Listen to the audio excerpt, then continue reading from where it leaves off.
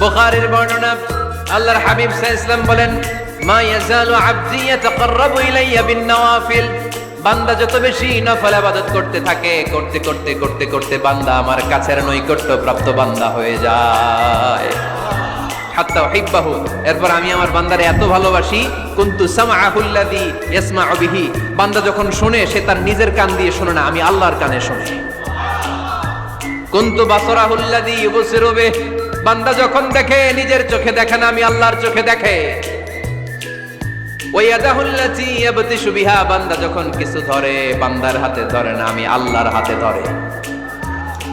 ওয়ারিজলাহুল্লাতী ইয়ামশি বিহা, বান্দা যখন হেঁটে যায় ওর নিজের পায়ে হাঁটে না, কেমন যেন আমি আল্লাহর পায়ে হাঁটে। আওয়াজ করে বলতে হবে আল্লাহু আকবার। মানে আল্লাহ বুঝাতে চাইলেন আমি তখন তার কান হয়ে যাই, আমি তখন তার চোখ হয়ে যাই, আমি তখন তার হাত হয়ে যাই, আমি তখন তার পা হয়ে যাই। আমার আর তার মাঝে আর কোনো ফারাক থাকে না, সে আমার একেবারে নিকটে চলে আসে। আওয়াজ করে পড়েন সুবহানাল্লাহ।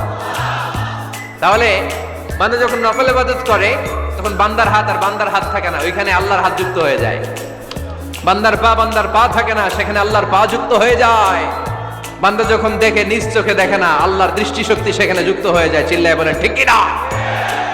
এজন্য নফল ইবাদত করতে রাজি আছেন তো? সুনানে তিরমিজির বর্ণনায় আল্লাহর হাবিব সাল্লাল্লাহু আলাইহি ওয়াসাল্লাম বললেন, হাদিসে কুদসি, কিয়ামতের দিন বান্দার যখন ফরজে ঘাটতি হবে, কিসে ঘাটতি হবে? ফরজে।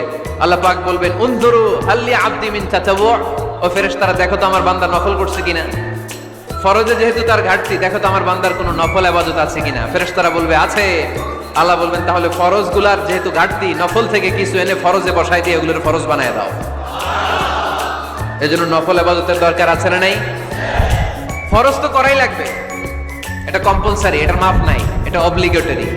নফল করে আল্লাহর কাছে যাওয়া যায়। নফল হচ্ছে ওভারটাইম।